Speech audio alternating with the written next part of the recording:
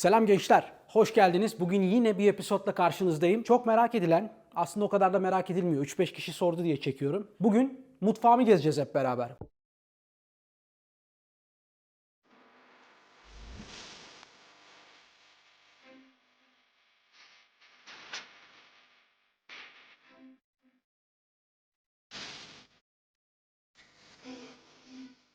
Bugün yine bize Fransa'dan bir elma suyu eşlik edecek. Yemek yok zaten, iş güç bir şey yapmayacağız. Mutfağı yeni temizlemişim, yerleri süpürmüşüm cayır cayır. 10 numara mutfak. Dedim gösterelim Eşe Dost'a nedir yani, soran oluyor. Yeni bir sezon açıyorum meraklısına. İlk bölümümüz direkt mutfakla başlıyoruz. Hemen direkt mutfak masamızda başlayalım. Oradan sağdan, kenardan size sağa solu göstereyim arkadaşlar. Let's go.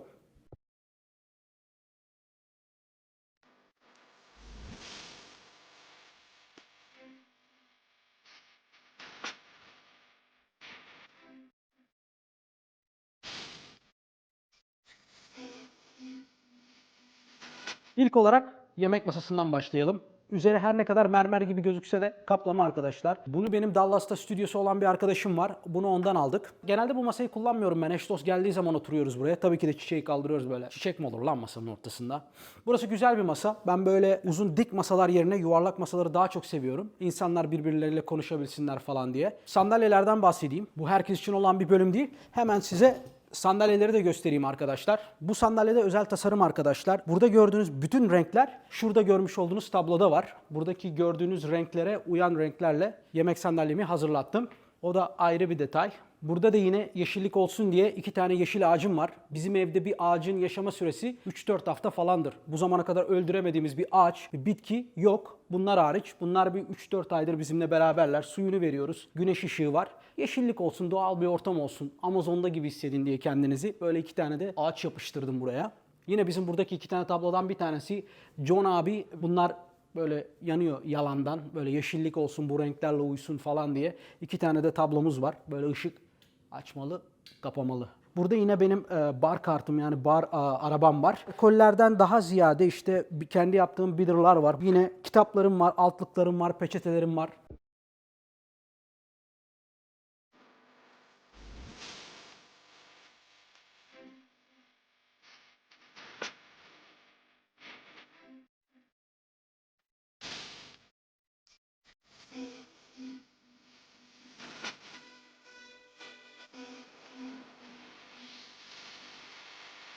Burası benim mutfak zaten. Her zaman videolarda gördüğünüz gibi genelde bu açıdan çekeriz ya da bir önden çekeriz falan. Ama bugün ne yapacağız? Mesela sizin görmediğiniz çekmecelere falan da gireceğiz. Ondan da biraz bahsedeceğiz. Elimi koymuşken bu güzellik abidesi İtalya'dan gelen Carrara Quartz. Ben böyle waterfall yaptırdım. Böyle normal bir parçayı alıyorlar arkadaşlar. Tak diye böyle 3'e bölüyorlar.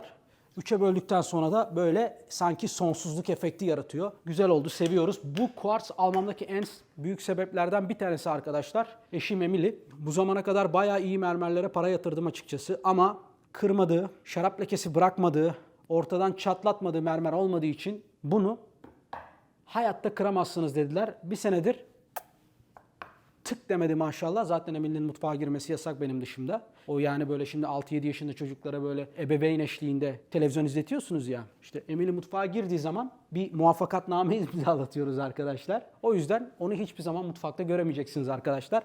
Burada bir çizgi var. Burayı geçemez. Yine burada görmüş olduğunuz ne lan bu? Bunun Türkçesi ne? Lavabo mudur bu? Değildir. Lavabo olsa bilirim ben. Bu lavabo değil. Şimdi gidip Emily'ye de soramam. O da bilmiyor ki ne olduğunu.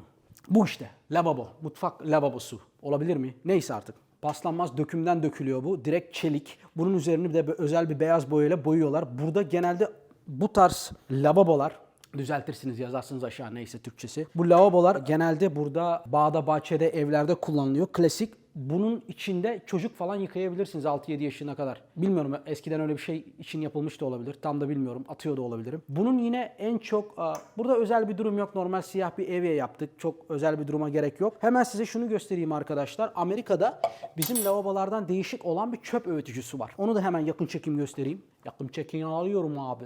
Evet arkadaşlar burada görmüş olduğunuz bir delik var. Burada mesela yemeği yaptın, salatanla işin bitti, ufak tefek bu deliğe atıyorsun buraya ve buraya bastığın zaman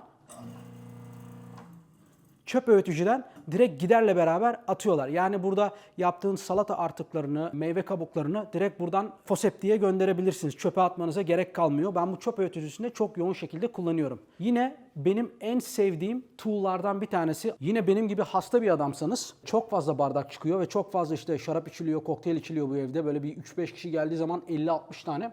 Geliyorsun buraya bak. Sıcak soğuk nasıl istiyorsan şak böyle. Adanın arka tarafında 4 tane yine özel tasarım sandalyem var arkadaşlar. Bunları yine aynı stüdyoda yaptırdık. Bunlar aslında bundan önceki ev için tasarlanmıştı ama buraya uyuması açısından buraya da bir tane daha ekledik. Oraya 3 tane alıyordu. Buraya bir tane daha ekledik. Dördüncüyü de ekledik. 4 tane bar sandalyesi var. Biri geldiği zaman mesela Sarper de geldiği zaman buraya oturdu. Yine ne yapabiliriz? Size renk olayını gösterebilirim arkadaşlar. Yani bu tarz bir şey ben genelde İsveç'te falan görüyordum. Norveç'te falan yapılıyor. 2 renk. Amerika'ya da yeni tarz olarak gelmeye başlamıştı. Mutfağın alt kısmını özel bir ceviz boyasıyla boyadık. Üst kısım ise daha böyle off-white tarzda bir beyazla boyandı. 2 renk bence güzel bir etkileşim oldu. Ben seviyorum. Benim hoşuma gitti. Seversin, sevmezsin. Yapacak bir şey yok. Ben yaptım. Oldu ya da olmadı. Ama ben yaptım yani. Hemen yine size burada göstermek istediğim şu ufak porselenler. Bunlar Türkiye'den geldi arkadaşlar. Bunlar sedefli porselen, küçük kare kare kesilmişler. Türkiye'de nasıl bilmiyorum ama Amerika'da bu tarz özel kesilmiş ya da normalden daha küçük kesilmiş ya da özel şekillerde kesilmiş porselenler daha pahalı oluyorlar. Aksine bunları ben indirimden aldım arkadaşlar. Böyle bir palet falan boştaydı. Baktık, ölçtük falan. Buraya tam geliyordu. O yüzden bunları böyle sedefli porselen kullandım arkadaşlar. Evde kullandığımız en ucuz malzeme bu. Ve en çok yorum alan, en çok beğenilen porselenlerden bir tanesi bu. Buradayken zaten biraz daha yukarıya çevirelim kameramızı. Şimdi seven var, sevmeyen var. Burası bir mutfak arkadaşlar ve burası çalışan bir mutfak. Benim arkadaşlarım var mesela. 100 bin liraya, 200 bin liraya mutfak yaptırıyorlar. Diyorlar ki Okan gel işte bugün parti yapacağız. Gidiyoruz. Plastik yemek kaşığı veriyor. Plastik tabakta, çanakta yemek veriyor. Oğlumla 200 bin dolarlık mutfak var. Yapsana, yaksana mutfağı cayır cayır. Burasını çevirsene savaş alanına. Yok. İşte abi nerede yemek pişiriyorsunuz? Bak böyle onların evlerinde daha doğrusu ufak arkada böyle ufacık böyle göt kadar bir yer var. Orada böyle işte onların yardımcıları yemek yapıyorlar. Oğlum bu kadar para harcamışsın mutfağa. Yapsana burası yangın yerine çevirsene atsana.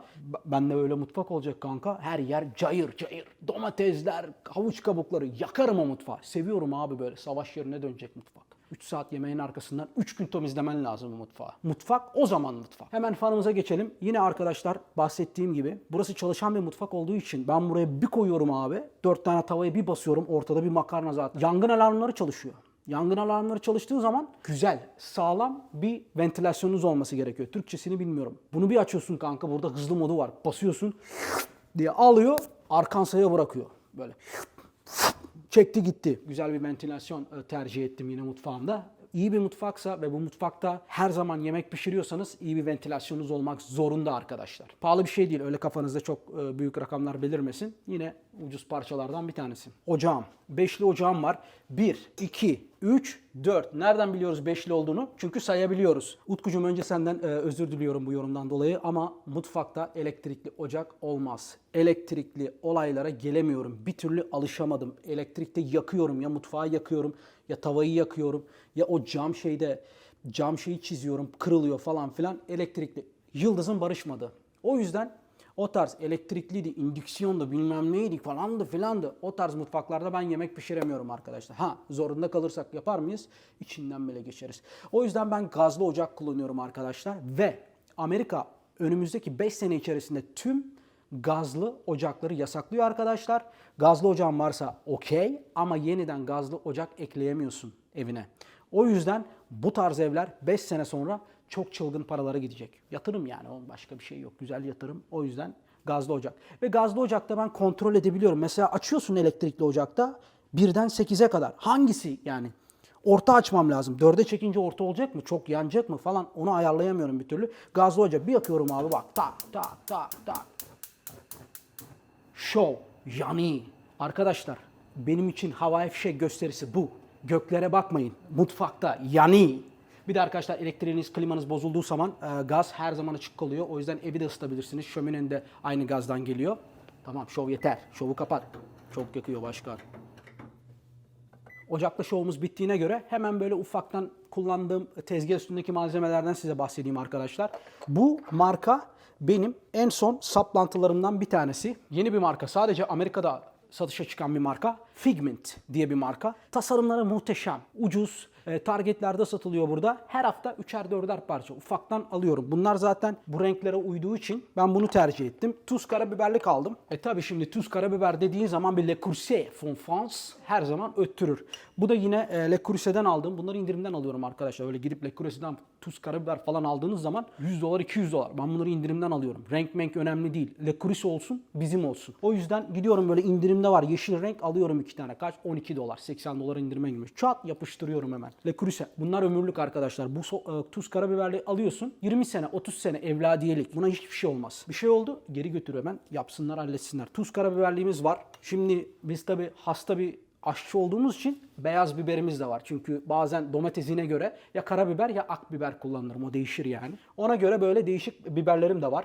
Ondan sonra avokado spreyim var mesela. Avokadonun özelliklerinden bir tanesi çok yüksek ısılara çıkabilen bir yağ olduğu için onu da burada tutuyorum. Bazen bir steak yapmam böyle 400-500 derecelere çıkmam gerekiyor Fahrenheit'lara. Onda bunu kullanıyorum. O zeytinyağını falan koyduğun zaman orası yangın yerine döner. Durduramazsın yani. Bu da yine zeytinyağlığım var burada. Bu arada arkadaşlar bu yine yaptığım yemeğe göre Hindistan cevizi yağı da kullanabilirim. Zeytinyağı da kullanabilirim. Ya da avokado yağı da kullanabilirim. Yaptığım yemeğe göre bu hastalığın tedavisi yok.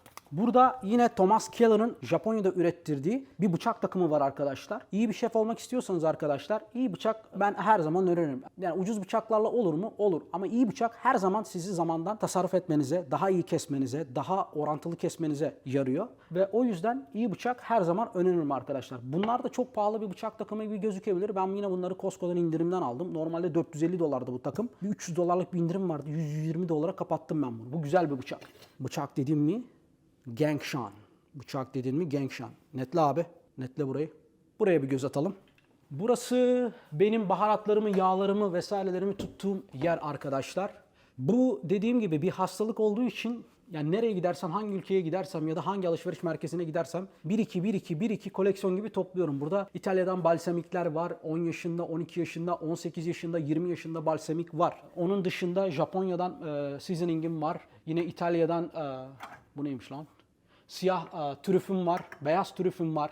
Onun dışında ne var? Mesela direkt Kanada'dan akaç şurubum var, glazlerim var. Genelde tariflerde kullandığım bütün baharatlar burada arkadaşlar. Yine burada kokteyl ölçeklerim var, shakerlarım var. Tarçın olur, bilmem ne olur. Oraya zaten boyum yetmiyor. O yüzden bilmiyorum ne olduğunu orada. Şu soft touch olayını abi bayılıyorum ya. Bütün çekmeceler soft touch arkadaşlar. Hafifçe itiyorsunuz. Rolls Royce gibi. Tak. Kendi kapanıyor. Hastasıyız. Çok pahalı bir şey değil. 10 cent mi 15 cent mi ne ekstradan verdik. Hemen böyle soldan sağa başlasak mı? Bak burası benim saklı derya. Burada ne var? Burada yine kasap ipimiz var. Bunu bir şeye bağlarken falan kullanıyorum. Ölçme kaplarım var. Bıçak bileyicim var. Garlic Press yine Figment'ten.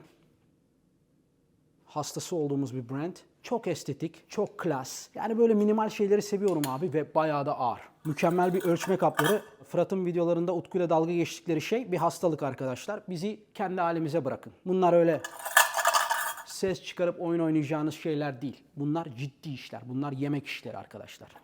Şaka yapıyorum tabii ki de. Yine böyle ufak ölçmeye yarayan ölçme kapları. Grinder. Bununla genelde peynir falan rendeliyorum arkadaşlar. Güzel oluyor. Bir mutfağın olmazsa olmazı. Mesela ben bir şef olacağım ve yaptığım her yemek 20 sene sonra da aynı olsun diyorsanız mutfağınızda bir tartınız olacak abi. Hassas tartı. Çünkü abi birkaç kadeh bir şey içmiş olabilirsin. Hatun gelmiş, biraz heyecanlanmış olabilirsin. Patron gelmiştir, yemek yapacaksındır falan. Tarif hiçbir zaman yanılmaz. Ölçerek yapın abi. Her zaman aynı. Eşe dosta bir şey yapıyoruz. Bir bakıyorum tadına. Öyle kafama göre atmışım biberini, suyunu, tuzunu bilmem nesini. Olmuyor. Suyu bile ölçeceksin abi. İyi bir aşçı olmak istiyorsan, consistency yani devamlılık istiyorsan mutfağında tartı olacak. Onun dışında yine wireless kontrollü sıcaklık kontrol aletim var. Bunu yapıştırıyorsun etemete. Evinde otururken derecesini takip edebiliyorsun. Onun dışında grinder'ım var. Bu mesela kesme, biçme, cookie, hamur, lahmacun, pide. Abime ne vereyim ne lazımsa onda kullandığımız bir şey. Bak bu mesela Türkiye'de yok abi. Yani yoktu yani. Yine diyecekler abi bizde de var. Biz de işte 3. dünya ülkesi değiliz artık. Bu bir ananas soyucu arkadaşlar. Ananasa böyle takıyorsun üstten. Böyle hem içine alıyor hem de dilimliyor. Lops diye çekiyor ananası içinden. Bu mesela benim Amerika'ya gelip şaşırdığım aletlerden bir tanesi. Elma dilimleyici. Amerika'nın özeti. Bunu alıyorsun elmayı kanka. Lops diye böyle. Tık diye 6-7 parçaya ayırıyor. O da güzel bir parça. Trübüşon. Bir sommelier evinde olmazsa olmazlardan bir tanesi. En az 50-60 tane var. Her çekmecede bir tane tutuyorum abi. Neden? Gece oluyor şarap. Acil olarak şarap açman gerekiyor. Evet abilerim ablalarım. Yeni çekmece açıldı. Bende limon sıkma aparatı en az bir 3-4 tane vardır. Çünkü neden? Bir margarita yapıyorum. Açıyorum bunu, sıkıyorum böyle şak. Atıyorum bulaşık makinesine. Bir tane daha margarita yapmam lazım. Bir tane daha olacak abi. Hemen tık ikinci buradan gelir. Bu da Figment'ten aldığım son. Bomba bir alet. Yıkılıyor. Ağır böyle. Bunu adam öldürürsün yani o derece. Onun dışında yine Fırat abimizin sopa diye tabir ettiği Zester'ımız var Stainless Steel'den. Bu da bomba bir alet.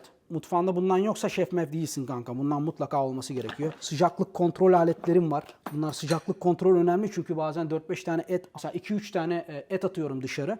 2 tane de burada iç fırında pişiyor falan. O yüzden önemli. Yine dikkatleri üzerine çeken zamanlayıcı. Arkadaşlar bu işte bir tarif yapıyorsanız bir sosun 35 dakika kaynaması gerekiyorsa buna ihtiyacınız var. O yüzden devamlılık ve aynı lezzeti yakalamak istiyorsanız bir zamanlayıcıya ihtiyacınız var. Ve mutlaka mutfağınızda olması gerekiyor. Burada yine Figment meyve soyacağı burada bu şekilde. Bununla böyle içinden geçip buradan da şeyi soyabilirsiniz. Bir tane yetmediği için bir tane daha var. 2 tane yetmediği için üçüncü de var. Bunu da Fransa'dan aldım arkadaşlar. Opinel markası. Bu çocuklar için üretilmiş, kendilerini kesmemeleri için üretilmiş bir soyucu. Küçük elleri olanlar için. Benim de küçük ellerim olduğu için buraya parmağı sokuyorsun. Zıt zıt zıt zıt kendini kesmeden, doğramadan dilimlemeyi öğretiyor. Madlarım var, strainer'ım var. Bak, bunun üzerine roman yazabilirim arkadaşlar. Bu mutfakta en çok kullandığım araç bu. Kola mı açacaksın? Turşu mu açacaksın? Kavanoz mu açacaksın? Konserve mi açacaksın? Abi açamadığı bir alet yok. Bazen abi gücün yetmiyor ne kadar da böyle güçlü, kuvvetli bir adam olsan da.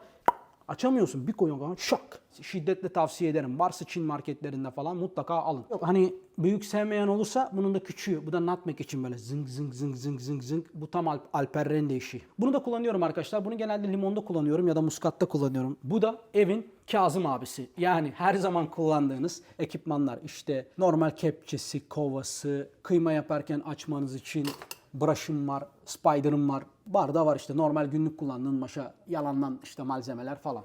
Evet gençler, bugün yine İtalyanların içinden geçen bir episod yapıyorum. Bugün de yine İtalyan pizzası ile Amerikan pizzası yapacağım.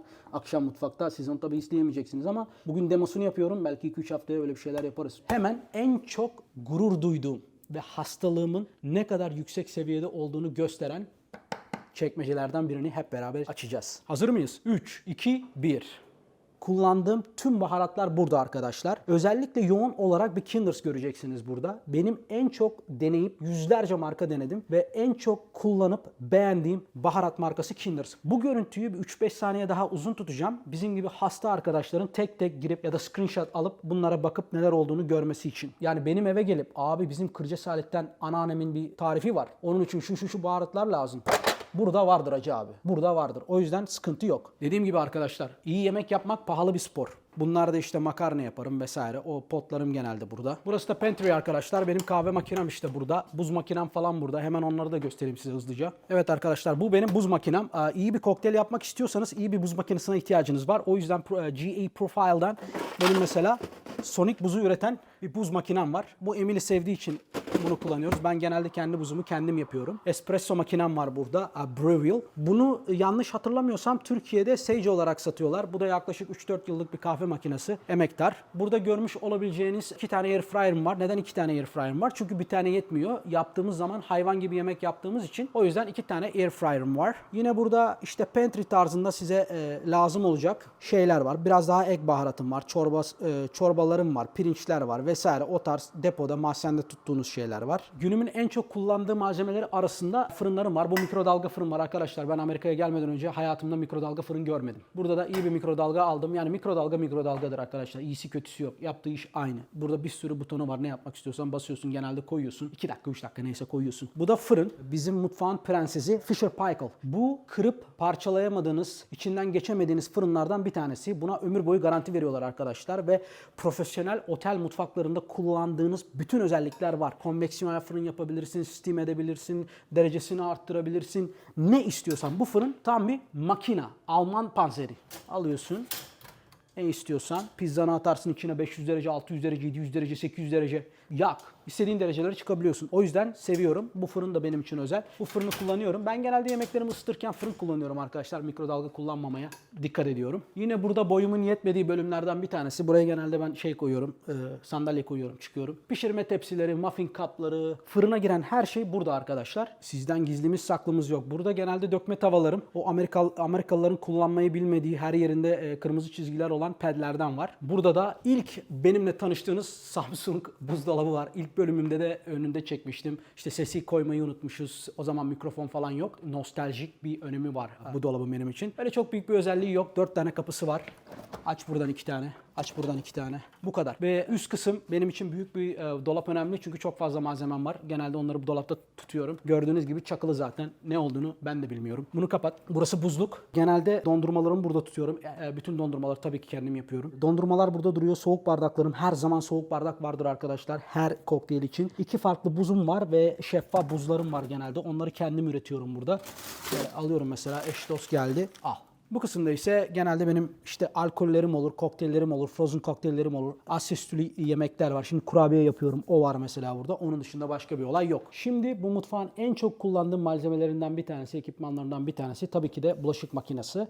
Bunu ben özel olarak bu mobilyaların içine yedirttim arkadaşlar. Bu bir bulaşık makinesi ama sanki burada bir çekmece gibi duruyor. Bulaşık makinesinin kralını alın arkadaşlar. Çünkü bizim kadar yemek yapan, bardak yıkayan biri olduğunuz zaman kesinlikle ve kesinlikle çok iyi yıkayan bir bulaşık makinesine ihtiyacınız var. Bu 2 bölmeden oluşuyor arkadaşlar. Yani mesela tam full bir makineniz yok. Sadece bardakları atacaksanız at bardakları, sadece altı yıka. Tavayı mavaya atacaksın. At üste, yapıştır gitsin. Ama bizim öyle bir şeyimiz yok. Biz günde zaten 3-5 kere yemek yaptığımız için bu makineyi ben cayır cayır kullanıyorum. Bunun aslında temizlik malzemeleri var. Başka da bir şey yok. Mutfak bu kadar.